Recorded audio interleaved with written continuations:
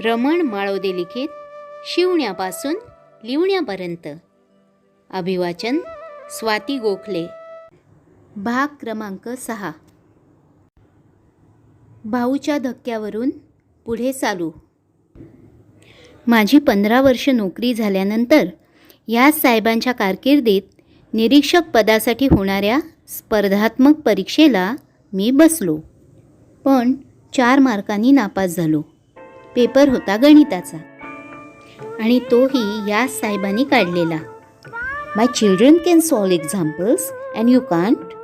त्यांनी मला हे वर ऐकवलं. मी नापास झालो तेव्हा एक जण म्हणाला, माळवदे तुम्ही नापास, साहेबांना सांगायचं तुमचे कपडे फुकट शिवून देतो म्हणून, मग बघा गंमत.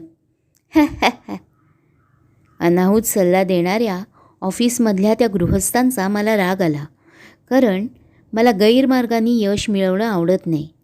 परिश्रम न करता मलाच काय, कुणालाही यश मिळू नये असं मला नेहमी वाटतं.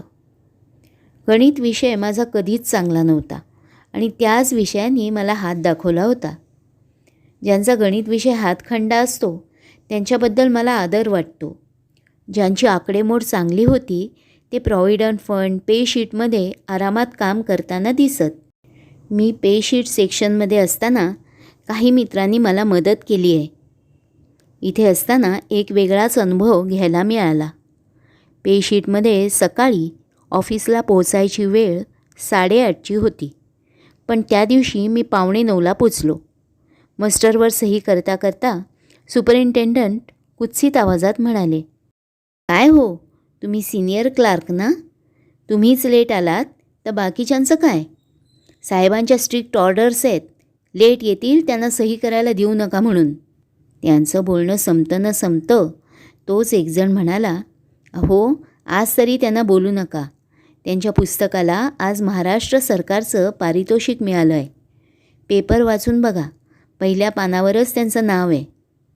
सुपरिंटेंडंट परस्पर मिळालेल्या उत्तरांनी गप्प बसले. 1967च्या लोकसत्ता दिवाळी अंकासाठी जाहीर झालेल्या विनोदी कथा स्पर्धेमध्ये सुई दोरा ते कढई झारा या माझ्या पहिल्याच कथेला पारितोषिक मिळालं.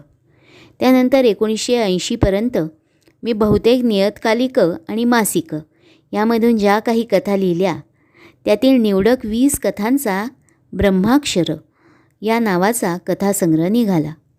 याच पुस्तकाला राज्य पुरस्कार मिळाल्याची बातमी 26 जानेवारीच्या पेपरात छापून आली होती. पे शीट सेक्शनमध्ये प्रत्येक महिन्याच्या शेवटच्या हप्त्यात लवकर कामावर यावं लागतं. मी नेहमीप्रमाणे लवकर उठून आवरलंसुद्धा होतं, पण ऑफिसला निघता निघता माझी मुलगी खुशीत ओरडली, भाऊ भाऊ तुमच्या पुस्तकाला राज्य पुरस्कार मिळाला, हे बघा. पत्नी आणि मुलांच्या आनंदात सहभागी झाल्यामुळे माझी एक गाडी चुकली. त्यामुळे ऑफिसला यायला त्या दिवशी 15 मिनटं उशीर झाला होता. राज्य पुरस्कार मिळाला तेव्हा माझं अनेकांनी मनापासून अभिनंदन केलं, पण यंत्रवत जीवन जगणाऱ्या ऑफिसमधल्या काही मंडळींच्या ते गावीही नव्हतं. मुंबई पोर्ट ट्रस्ट ही स्वायत्त संस्था आहे. प्रत्येक डिपार्टमेंटला एक हेड असतो. साऱ्या हेड्सवर अध्यक्षांचं नियंत्रण असतं. अध्यक्षांची नेमणूक मध्यवर्ती सरकारकडून होते. त्या दिवशी मला एका हेडनी भेटायला बोलवलं. हे गृहस्थ रसिक आणि गुणग्राही होते. त्यांची माझी चांगली ओळख होती. माझ्याबद्दल त्यांना आस्था होती. त्यांनी गेल्या गेल्या चहा मागवला आणि बसा म्हणाले. अपना पोर्ट तुम्ही वाचता? त्यांनी विचारलं. बघतो वरवर, खास वाचण्यासारखं त्यात काय असतं? मी म्हणालो. त्यासाठीच त्यात मराठी विभाग सुरू करायचा आहे. अनेकांची तशी मागणी आहे. तुम्ही काम पाहाल? त्यांनी विचारलं. क्षणाचाही वेळ न दवडता मी हो म्हटलं. 27 वर्ष त्याच कामाचा मला कंटाळा आला होता. शिवाय सारखं वाटायचं खाजगी कंपन्या, बँकांची मुखपत्र आहेत आणि 30,000 कर्मचारी असणाऱ्या, वार्षिक किमान 100 कोटी नफा मिळवणाऱ्या मुंबई पोर्ट ट्रस्टचं मुखपत्र का नसावं?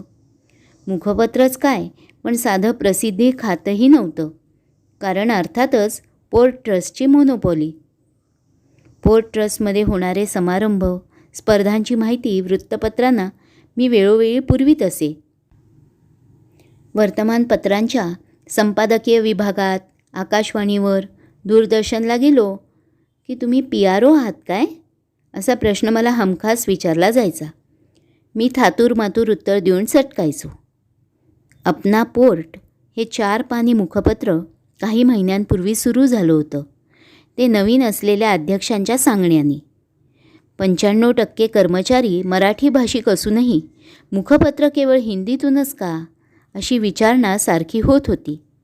केंद्र सरकारात राजेश पायलट यांच्या अखत्यारीत तेव्हा मुंबई पोर्ट ट्रस्ट होतं.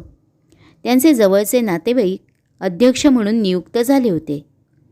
ह्या अध्यक्षांचा उरक दांडगा होता. ते झटपट आणि धाडसी निर्णय घेत. ते येण्यापूर्वी छोटी आवश्यक वस्तू खरेदी करायची तरी एकदम वरिष्ठांची मंजुरी मिळवायला लागे. पण या अध्यक्षांनी कामांची, अधिकारांची वाटणी करून दिली. काही कामात सुसूत्रताही आणली. त्याचबरोबर ओळखीचे, चिठ्ठ्या चपाट्या घेऊन येणाऱ्यांची कामे केली. 2 युनियनच्या दोन्ही नेत्यांना सांभाळून दिल्ली दरबारी आपलं बस्तान पक्कं बसवलं. अपना पोर्टच्या 4 हिंदी पानांबरोबरच आणखीन 4 मराठी पानं सगळ्या कर्मचाऱ्यांना पगाराबरोबर विनामूल्य द्यायचं ठरलं. कार्यकारी संपादक म्हणून मी काम पाहायला लागलो. मराठी विभागाचं नाव ठेवलं आपले मुंबई बंदर. मुखपत्र हा त्या व्यवस्थापनाचा आरसा असावा असं माझं मत पहिल्याच अंकात मी मांडलं. सर्वांनी लेखन सहकार्य करावं, सूचना कराव्यात अशी विनंती केली. वर्षभर विविध योजनांची माहितीही छापून येऊ लागली. प्रत्येक कर्मचाऱ्याला अंक आपला वाटावा अशा प्रयत्नात मी होतो. पगाराआधी लागोपाठ सुट्ट्या आल्या की मी टाईपसेटरकडे प्रेसमध्ये जायचो. आपला अंक वाचनीय कसा होईल याचाच विचार रात्रंदिवस करीत होतो. मुखपत्राचा मराठी विभाग हिंदी विभागापेक्षा देखणा आणि वाचनीय आहे हे सगळ्यांनी कबूल केलं. मात्र माझी ही धडपड अध्यक्ष अमराठी असल्यामुळे त्यांना कळली होती की नाही कोण जाणे. त्यांना कळो न कळो माझे वाचक खुश होते. ते अंक आवडल्याचं आवर्जून सांगत. ज्यांचा मी गुणग्राही असा उल्लेख केला त्या अधिकाऱ्यांचा मला पूर्ण पाठिंबा होता. त्यांच्या अनुमतीशिवाय मी कोणतंही काम करीत नव्हतो. माझं ऑफिसचं काम सांभाळून मी मुखपत्राचं काम करीत होतो. वर्षानंतर एक छोटीशी केबिनही मला बसायला मिळाली. ही होता. सकाळी माझं ऑफिस आणि दुपारी केबिनमध्ये मासिकाच्या कामाला बसत असे. कधी समारंभासाठी बाहेर जावं लागे तर कधी वेगवेगळी माहिती गोळा करायला. हिंदी विभागाचं काम हिंदी सेक्शनमध्येच व्हायचं. तिथे बराच स्टाफ होता. मात्र मराठी विभाग मी एकटाच सांभाळीत होतो. आर्टवर्क, डिझाईन माझे मित्र अरुण धुरी मैत्रीपोटी करून द्यायचे. एकदा ऑफिसला गेल्याच हिंदी अधिकाऱ्यांचा फोन आला. त्यांना आणि मला मुंबई पोर्ट ट्रस्टतर्फे हाऊस जर्नल वर्कशॉप याकरता दिल्लीला पाठवणार असल्याचा तो फोन होता. भारतातील विविध ठिकाणाहून 40 प्रमुख कंपन्या, बँका वगैरेंच्या मुखपत्रांचे संपादक दिल्लीला आले होते. महानगर टेलिफोन निगमच्या मुखपत्राचे संपादक माझे मित्र अशोक बेंडखळे आणि मी एकत्र राहायचं ठरवलं. छापायचा मजकूर कसा असावा, तो लावावा कसा, चित्रांचा उपयोग कसा करायचा, कागदांच्या जाती, विविध टाईप, साईज, वितरण व्यवस्था, कामगार आणि व्यवस्थापन यांच्यातील नाती इत्यादी विषयांवर तज्ज्ञांनी माहिती दिली. दिल्लीतील वर्तमानपत्रांचं कामकाज, नव्याने उभं राहिलेलं कमलपुष्पांसारखं बहाई मंदिर असं बरंच काही पाहायला मिळालं. एकंदरीत दिल्लीतले 4 दिवस आनंदात गेले. राजधानी एक्सप्रेसनी जाणं येणं आणि इंडियन पोर्ट असोसिएशनच्या अतिथीगृहात राहणं सगळंच कसं इतमामानी. सलग 16 अंक काढल्यावर गुणग्राही म्हणाले, तुम्हाला काहीतरी इन्सेंटिव्ह मिळावं म्हणून आम्ही प्रयत्नात आहोत. मी चेअरमनना बोललोही तसं. किती रेकमेंड करावेत? मी काहीच बोललो नाही. तुम्ही बोलत नाही काय ते बोला ना, त्याने पुन्हा विचारलं. मला इन्सेंटिव्ह नको. करतच असाल तर एखादी ऑफिसरची पोस्ट तयार करा. मला त्याचा पेन्शनच्या दृष्टीने उपयोग होईल. आता मला कारकुनीचा कंटाळा आला आहे. मी 1-2 वर्षात नोकरीतून मोकळं व्हायचं म्हणतोय. अजून मुलं शिकत आहेत म्हणून मी काही दिवस नोकरी करणार. मनातलं बोलून मोकळा झालो. गुणग्राही मनापासून हसले. तसाही माझा प्रयत्न आहे. यू डिझर्व इट, ते झटकन बोलले. वास्तविक एवढ्या मोठ्या व्यवस्थापनात एखादं अधिकारपद निर्माण करणं म्हणजे दर्यामे खसखस. पण पुढाकार घ्यायचा कुणी? मासिकांच्या संपादक मंडळापैकी एक माझेच खाते प्रमुख होते आणि ते अध्यक्षांची मर्जी संपादन करण्यासाठी जीवाचा आटापिटा करीत होते. ते उपाध्यक्षपदाचं स्वप्न पाहत होते. त्यामुळे आपणहून खास कोणासाठी ते काही करीत नसत. शक्यतो तटस्थ राहायचं, नाहीतर मम म्हणायचं, हा त्यांचा खाक्या होता. दुसरे नरोवा कुंजरोवा अशा वृत्तीचे होते. शेवटी मी ज्यांचा गुणग्राही म्हणून उल्लेख करीत आलो आहे त्यांनीच मनावर घेतलं आणि सर्क्युलर निघालं. सगळ्या खात्यातून इच्छुक उमेदवारांची नावं मागवण्यात आली. एकूण 5 उमेदवारांनी अधिकारपदासाठी अर्ज केले. कुणी पदवीधर तर कुणी द्विपदवीधर होते. बहुतेकांनी अटकळ बांधली की माळोदे ऑफिसर होणार. मला काही जण बोलूनही दाखवू लागले. अनेकांची तशी मनापासूनची इच्छा होती. मुलाखतीचा दिवस जाहीर झाला. मुलाखत घेणाऱ्या तिघांपैकी 2 अमराठीच होते. कोणी का असेनात, आपल्याला काय फरक पडणार आहे असं वाटून मी मुलाखतीला हजर झालो. चुकून माकून कुठंतरी 4 शब्द लिहिणाऱ्या तरुण उमेदवाराची पहिली मुलाखत झाली. बाहेर पडताना जीतम मया अशा आविर्भावात तो बाहेर पडला. जाताना त्यांनी माझ्याकडे जळजळीत कटाक्षही टाकला. 2 नाटकं हातावेगळी केलेला मुलाखतीला 2ऱ्या क्रमांकावर जाऊन आला. हमने आपको साफ साफ बताया, हमको इंग्लिश आता नहीं, हिंदी में पूछो. त्याने बाहेर पडल्या पडल्या आपली प्रतिक्रिया नोंदवली. 3ऱ्यानं आज जाण्यापूर्वी मला सांगितलं, तुम्ही 2 वर्ष मेहनत केलीत, तुम्हालाच ही जागा मिळायला हवी अशी माझी इच्छा आहे. पण म्हटलं 2 जागा झाल्या तर अर्ज करून ठेवूया. मी जर्नालिझमचा कोर्सही केला आहे. निवड झाली तर मला बरोबर घ्या. तुमच्याबरोबर काम करायला मला आवडेल. त्या मित्राने आपलं मन माझ्याजवळ मोकळं केलं. मुलाखतीला आलेला 4था आपल्याच तोऱ्यात होता. तो मुलाखत संपताच आजूबाजूला न पाहता निघून गेला. शेवटी मी आत गेलो. ओ, यू आर मिस्टर मलावडे.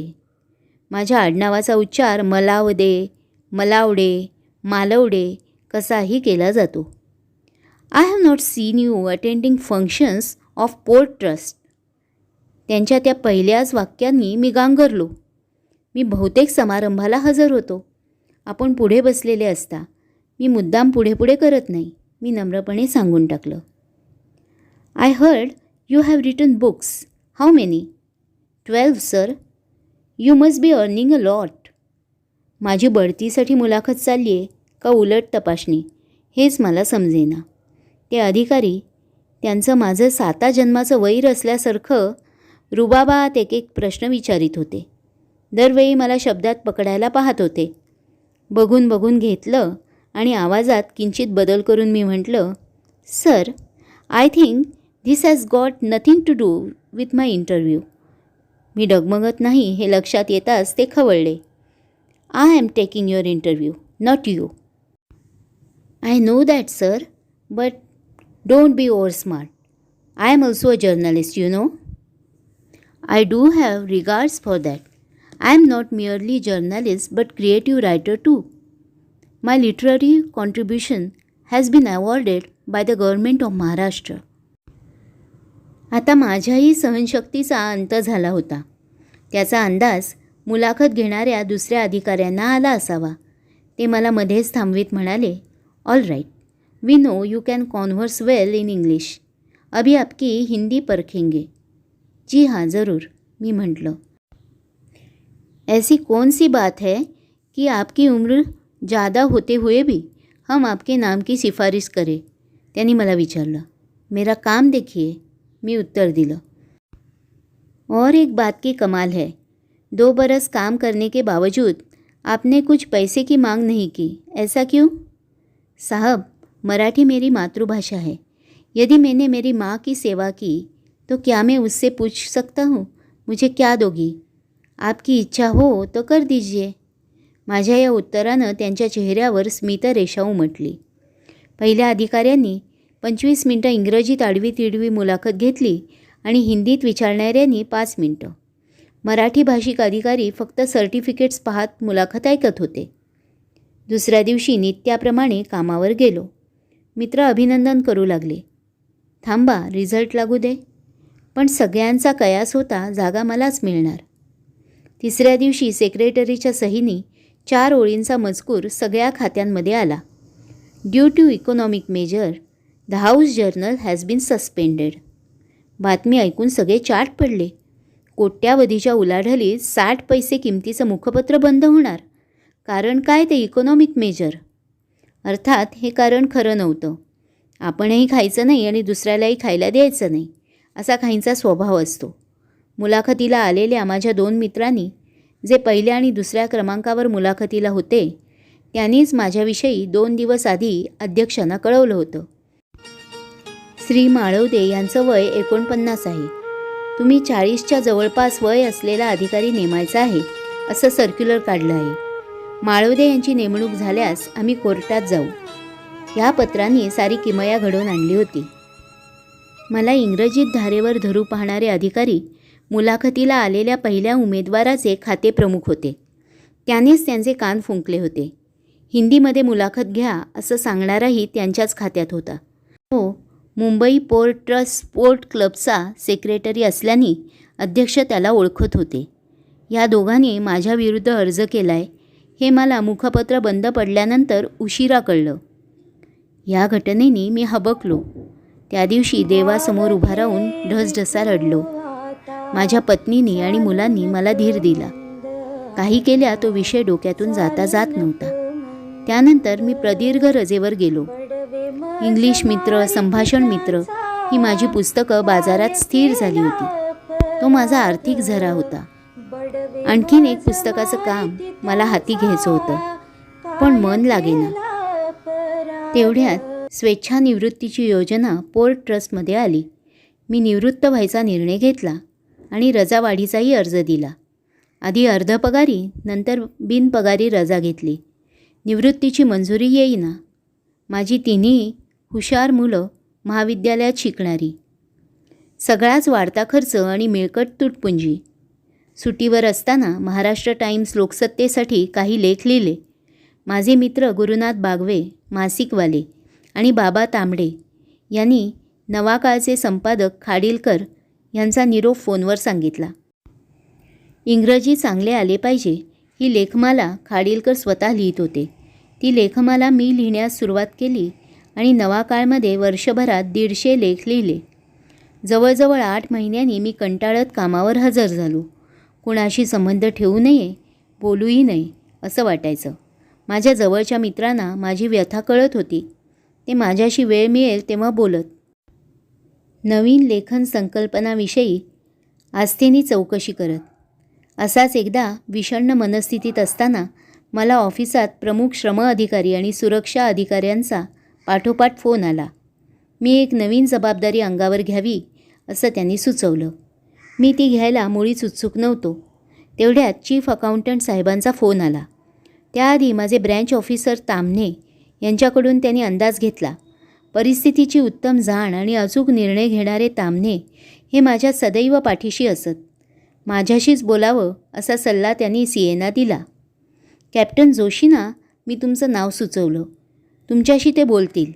तुम्ही त्यांच्याकडे गेलात तर 4 पैसे मिळतील, सीएनी सुचवलं. परदेशी बोटींवर खलाशी म्हणून काम करण्यासाठी भाऊच्या धक्क्यावर ट्रेनिंग देणारं सेंटर सुरू झालं होतं.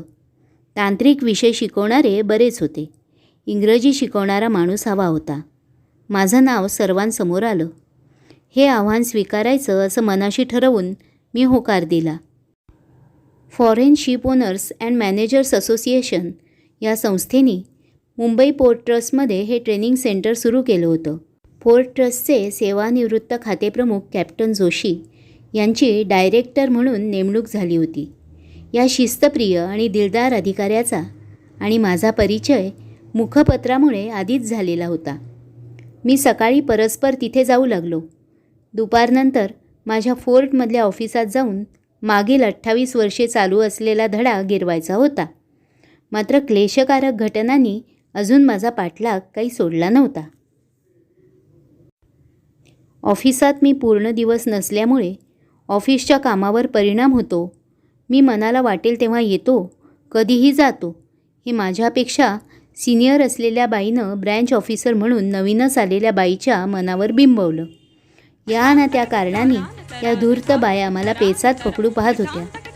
माझ्या सारं लक्षात येत होतं, पण आपणहून कुरापत काढायची नाही म्हणून मी दिवस ढकलत होतो. माझ्या गैरहजेरीत माझ्याविरुद्ध वातावरण तयार करण्याचा घाट त्यांनी घातला होता. मी ट्रेनिंग सेंटरवरनं दुपारी आलो की सिनियर बाई माझ्याशी गोड बोलायची. ही बाई स्वतः युनियनच्या कामाच्या निमित्तानं केव्हाही बाहेर जायची किंवा मीटिंगच्या नावावर ऑफिसातून निघून जायची. ऑफिसच्या कामात काही घोटाळा झाला की चुकीला मीच जबाबदार आहे असं ऑफिसर बाईला सांगायची. एकदा ऑफिसर बाईनी मला केबिनमध्ये बोलावून दम द्यायला सुरुवात केली. तुम्ही माझ्या केबिनमध्ये येऊन टेलिफोन केलात?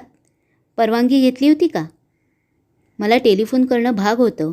महत्त्वाचा टेलिफोन होता. मी म्हटलं, nothing doing, you can't use my phone. बाई, माझी 29 वर्ष नोकरी झाली. मला संकटाच्या वेळी एक फोन करायचा अधिकार नाही. Get out. I do not want to hear anything. तेव्हा मीही भडकलो. म्हटलं, माझं काय ते करून घ्या. त्या दिवसापासून बाई माझ्या मागे हात धुवून लागली. मी ऑफिसला येऊन सही करावी, मगच लेक्चरला जावं, मला पैसे किती मिळतात ते पाहिलं जावं, असा लेखी फतवा काढला. काही दिवसानंतर माझ्या हातात शिपायांनी एक पत्र आणून दिलं. माळव दे हे खुशाल चेंडू, हॅपी गो लकी हा बाईंचा शब्दप्रयोग आहेत. ते कामात लक्ष देत नाही. त्यांना पुढील बढती देऊ नये असा शेरा माझ्या कॉन्फिडेन्शियल रिपोर्टवर मारून त्याची प्रत मला देण्यात आली. एखाद्या कुलीन स्त्रीप्रमाणे मी माझा CR त्या क्षणापर्यंत जपत आलो होतो. त्यावर या बाईंनी लेखणीच्या फटकाऱ्यांनी शिंतोडे उडवले. मला ते सहन झालं नाही. माझं डोकं गरगरलं. वाटलं या बाईला धडा शिकवावा, पण घरीदारी मी नियतीच्या भोवऱ्यात सापडलो होतो. काय करावं तेच सुचत नव्हतं.